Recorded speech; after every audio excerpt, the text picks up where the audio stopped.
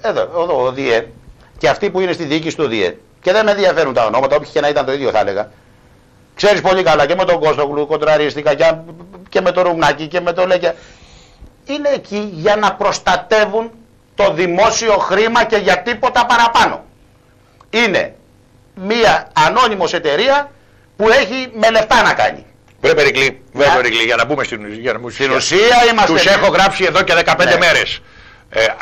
Αφού θα μπουνε που θα μπουνε ξένες υποδρομίες στο στοίχημα, θα μπουνε, τους είπα ότι παρουσιάζεται, το έγραψα, το ξανάγραψα, παρουσιάζεται μοναδική ευκαιρία.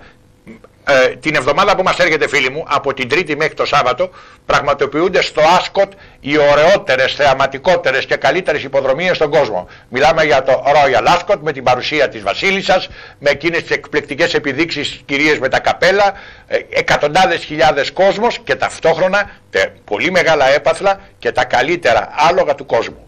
Τους έγραψα λοιπόν εδώ και καιρό ότι παρουσιάζεται μοναδική ευκαιρία, ένα test event.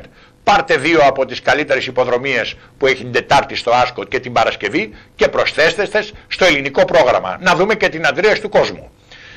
Αυτό θα μπορούσε να το κάνει ο ΔΙΕ χωρίς να χαλάσει 1 ευρώ. Πρώτον, διότι για να πάρει τις αγγλικές υποδρομίες και να τις βάλει στο ελληνικό στοίχημα δεν χρειάζεται καμιά άδεια. Οι Άγγλοι τις έχουν ελεύθερες.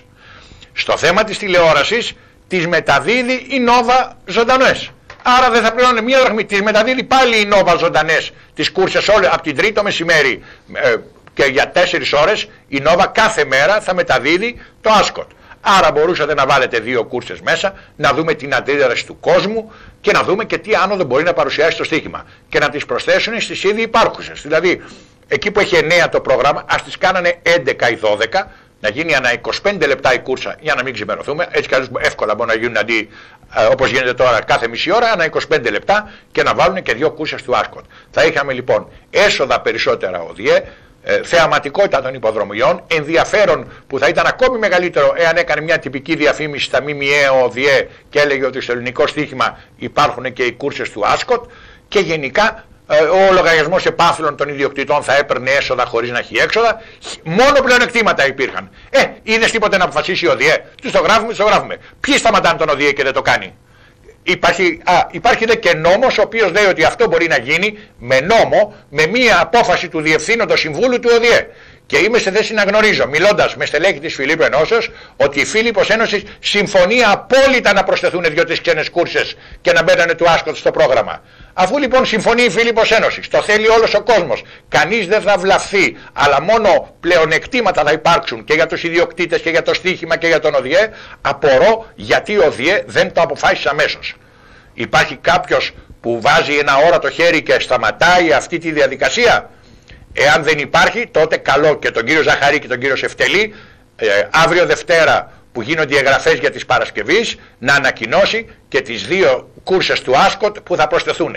Εάν δεν το κάνουν, σημαίνει ότι κάποιοι κάτω από το τραπέζι εμποδίζουν για τους δικούς τους λόγους και μπορώ να δεχτώ αυτό που πιστεύει η πλειοψηφία του κόσμου, ότι κάποιοι θέλουν να διαλυθεί τελείως ο υπόδρομος ώστε να περάσει μπιτ παρά αντί πινακίου φακής σε ιδιώτες. Ναι, καλά τρίχες θα περάσει. Για πες μου τι πιστεύεις εσύ τώρα, γιατί μια ζωή είχε σφαγωθεί ότι θα πάει ιδιωτικοποιείται και δεν γίνεται αλλιώς κτλ.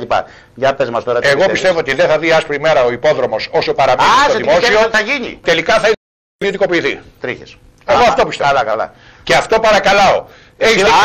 Άλλο το παρακαλάω. Δεν μου λες Περικλή. Μπορείς να μου πεις ένα δημόσιο οργανισμό που πάει καλά? Κανένας. Άρα λοιπόν, αφού δεν πάει κανένας καλά, μακάρι να ιδιωτικοποιηθεί. Κανένας εκτός του ΟΠΑΠ. Εκτός του ΟΠΑΠ. Και του ΟΠΑΠ θα μπορούσε να πηγαίνει πολύ καλύτερα αν δεν ήταν δημόσιος. Τι καλύτερα να πηγαίνει? 1 δις το χρόνο παίρνει. Κάτσε, τώρα δεν είναι έτσι τα πράγματα. Υπάρχει τεράστια πτώση με τη μεγαλύτερη γκανιότητα που έχει στο στοίχημα, μισό στοίχημα. Έτσι ήταν και πέρσι, 1 δις έγραψε το ταμείο. Λοιπόν, θα μπορούσε να έχει 3 δις ο ΟΠΑΠ αν θέλει. Για ευρώ μιλάμε έτσι. Ναι, αλλά εγώ θα σου πω κάτι άλλο. Εγώ θα σου πω κάτι άλλο. Ναι. Τι μπορούμε να περιμένουμε από το δημόσιο δηλαδή, για εξήγησέ μου. Από το δημόσιο. Ναι. Τι μπορούμε να περιμένουμε? Βλέπουμε εδώ και 40 χρόνια μια κρατική αδιαφορία. Ή μάλλον να μην είναι υπερβολικός, θα πω εδώ και 25 χρόνια. Το δημόσιο εγγυάται τη συνέχιση των υποδρομιών που δεν την εγγυάται ο ιδιώτης, που αν φάει ένα στραπάτσο Θα πει λουκέτο. Και άντε μετά να τρέχουμε στα Υπουργεία. Σας παρακαλώ. Γιατί. Όταν λέμε ιδιωτικοποίηση του υποδρόμου, ναι. Οι όροι που συνήθως τέτοια πράγματα γίνονται, ξέρεις τι λένε. Έχεις την καλύτερη προσφορά, κύριε Δημητρίου. Τι σημαίνει ιδιωτικοποίηση? Να τελειώσω. Έναντι αυτού του ποσού, όποιου είναι ο διαγωνισμός, σου παραχωρώ για 50 χρόνια τον υπόδρομο. Εάν όμως εσύ στο διάστημα των 50 χρόνων θέλεις να τον εγκαταλείψεις, επανέρχεται αυτομάτως στο δημόσιο.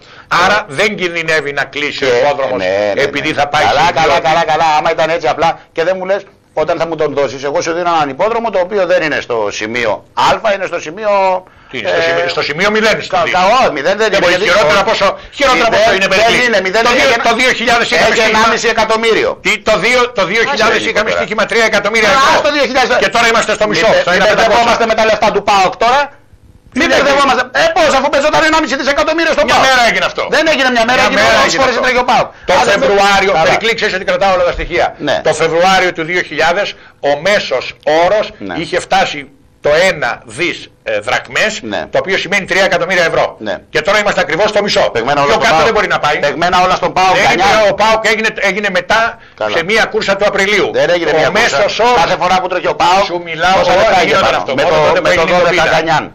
Όχι, ας τον ΠΑΟΚ. Συνέχεια. Και θέλω να σου πω και κάτι άλλο. Μέχρι που ήταν και σε ελεύθερο κανάλι, παρά το γεγονός ότι υπήρχε μια απαράδεκτη εκπομπή με το πιο αντιπαθέστερο πράσινο παρόλα αυτά. Δεν το υιοθετώ εγώ, έτσι. Το υιοθετώ εγώ. Εντάξει. Επειδή ξέρω τι γίνεται. Παρόλα αυτά, όσο ήταν στο Μακεδονία, ο μέσος όρος ήταν στο 2.700.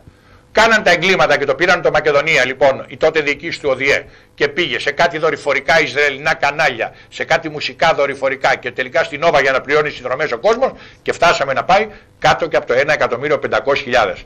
Άρα είναι ο υπόδρομος στο δημόσιο και όσο η πολιτεία δεν δείχνει μέριμνα για τον υπόδρομο, οι υποδρομίες θα πηγαίνουν το κακό στο χειρότερο. Ρε Περικλή, εγώ να σου πω κάτι. Θα δημοσιεύω μεθαύριο συνεχώς τα 70 δύστιχα πρακτορία που έχουν μόνο άδεια από τον ΟΔΙΕ και όχι από τον ΟΠΑΠ. Τους έχει κοροϊδέψει ο Ορφανός, τους έχει κοροϊδέψει ο Ιωαννίδης. Να δούμε να τους κοροϊδέψει και ο Γερουλάνος. Θα τις δώσουν 60-70 άδειες από τον ΟΠΑΠ. Να μπορέσουν. Έχουν ήδη κλείσει 17 από αυτά. Μου είπε ο κύριος Ζαχαρής ότι σύντομα επίκειται μια συνάντηση μεταξύ του ΔΣ της ΟΔΙΕ με τον πρόεδρο του ΟΠΑΠ. Δεν είναι, αυτά δεν χρειάζονται. Μου επιτρέπεις να σου πω. Να σηκώσει το τηλέφωνο χρειάζεται. Μου επιτρέπεις να σου πω. Και μεταξύ των θεμάτων που θα συζητήσουν, γιατί σίγουρα δεν πάνε για εθιμοτυπική, πάνε για πολύ σοβαρή συζήτηση εκεί. Μεταξύ των θεμάτων είναι και το θέμα αυτών των πρακτόρων. Όχι, δεν έχει καμία δουλειά αυτό. Πώς δεν έχει? Όχι, εκεί χρειάζεται να σηκώσει το τηλέφωνο ο Γερουλάνος και να πάρει τον πρόεδρο του ΟΠΑΠ και να πει δώσε αυτές τις 60 άδειες και τελείωσε. Προφανώς να το έχει κάνει. Τι να το έχει κάνει, θα είχαν δοθεί. 17, ξέρεις ότι 17 από αυτά τα πρακτορία τα δημοσίευα μεθαύριο έκλεισαν. 17 έχουν κλείσει. Τι περιμένουν να κλείσουν και τα άλλα 60? Νίκο, έχω κάνει μάχη για αυτούς τους ανθρώπους, για τους θεωρώ συμπολίτες μου που πρέπει τέλος πάντων να θα ήταν ιδιώτης ο ιδιοκτήτης του υποδρόμου και θα άφηνε να κλείσουν τα πρακτορία. Γι' αυτό σου λέω. Καλά, ναι, οι ιδιώτες, οι Άγιοι, αυτοί οι άνθρωποι οι αλτρουιστές, αυτοί οι Άγιοι με το φωτοστέφανο που δεν τους νοιάζει τίποτα. Για το συμφέρον του θα το έκανε. Για το συμφέρον του. Δεν θα ήθελε να κλείσουν τα πρακτορία υποδρόμου για το συμφέρον του ιδιώτη. Αλλά θα είχαν δοθεί σε μία ώρα οι άδειες. Εδώ τους κοροϊδεύουν από το 2002. Ωραία, πάμε τώρα γιατί τρέχει και θέλω και ένα άλλο θέμα. Τι άλλο θέμα θες? Λοιπόν, για να πάμε και στις προτάσεις, γιατί ο κόσμος θέλει και τις προτάσεις. Θα πάμε στις προτάσεις. Περίμενε, μας φάει ο χρόνος. Λοιπόν, έχουμε γύρω στο 1,5 εκατομμύριο, 1.600, θες γύρω στο 1.600, ορίστε. Τζίρο. Θα πέσει παρακάτω. Δεν είναι και το θέμα. Χθες ήταν 1.300 τόσο. 1.400 ήταν. 1.300 τόσο. Τα θέλετε μαύρα. 1.399 είναι σαν το καρπούζι που κάνει 9,99. Μην κοιτάς το 1.600 που έγινε στην πρώτη. Έγινε και ένα 800. Θα πάει στο 1 εκατομμύριο. Καλά, δεν πάει. Λοιπόν, αλλά δεν είναι αυτό. Γύρω στο 1.600. Θες 1,5 να το κάνουμε 1,5. Λοιπόν, και βλέπω εδώ πέρα ότι ο ΟΔΙΕ βαδίζει χωρίς πρόγραμμα. Και τι εννοώ? Εγώ αν ήμουνα ΟΔΙΕ, γιατί όλοι κάνουμε τις σκέψεις μας, με αυτό ασχολούμαστε από το πρωί μέχρι το βράδυ, θα έλεγα πόσα βγάζω ρε παιδιά, 1,5 εκατομμύριο. Θα κοίταγα τον οργανισμό να τον προσαρμόσω στο 1,5 εκατομμύριο. Για να μπορέσω να επιβιώσω. Αντίθετα φαντάζομαι και σκέφτομαι και σύμφωνα με τις ενδείξεις ότι αυτοί θέλουν να προσαρμόσουν στον ΟΔΙΕ το τζίρο. Ενώ ο ΟΔΙΕ πρέπει να προσαρμοστεί στο τζίρο, όχι ο τζίρος στις ανάγκες του ΟΔΙΕ. Ο τζίρος στις ανάγκες του ΟΔΙΕ, δηλαδή να βγάλει αύριο 3 εκατομμύρια που χρειάζονται, 3,5 εκατομμύρια που χρειάζεται ο ΟΔΙΕ, δεν τα βγάζει. Πρέπει λοιπόν να προσαρμοστεί και να πει ότι εγώ για να επιβιώσω θα πρέπει τα έξοδά μου να μην περνάνε το 1,5 εκατομμύριο. Οπότε τι κάνουμε, 1, 2, 3. Πρώτα απ' όλα καταργεί τη Φίλιππος Ένωση. Στοιχίζει πολλά. Τι να κάνει, καταργεί τη Φίλιππος Ένωση επιτόπου. Καλά, Περικλή, εσύ είσαι άλλο κόσμο, έτσι τα έχεις με τη Φίλιππο Ένωση. Τι τα έχω, δεν τα έχω με τη Φίλιππο Ένωση. Δεν τα έχω, το δηλώνω τώρα. Δεν υπάρχει υπόδρομος ο οποίος να μην υπάρχει φαντίστικος. Θα κάνουμε Jockey Club να καταργηθεί, δεν είπα να καταργηθεί και να κάνω κουμάντο εγώ και ο Τσαούσης. Θα γίνει επιτόπου ένα μοντέρνο Jockey Club χωρίς αθάνατους. Πού υπάρχουν αθάνατοι σε ποιο Jockey Club? Επειδή δεν αρέσει σε ένα. Όχι, δεν αρέσει σε μένα, ποτέ των ποτών. Διότι δεν αποδίδει. Δεν αποδίδει, έχουν κάνει εδώ, δεν αφήνουν οι ιδιοκτήτες να μπει μέσα. Δεν αποδίδει. Τότε να πεις κάτι άλλο. Να πεις, να ζητήσεις από τη Φίλιππο Ένωση να βελτιωθεί ίσως, να διορθώσει κάποια... Δεν θέλουν.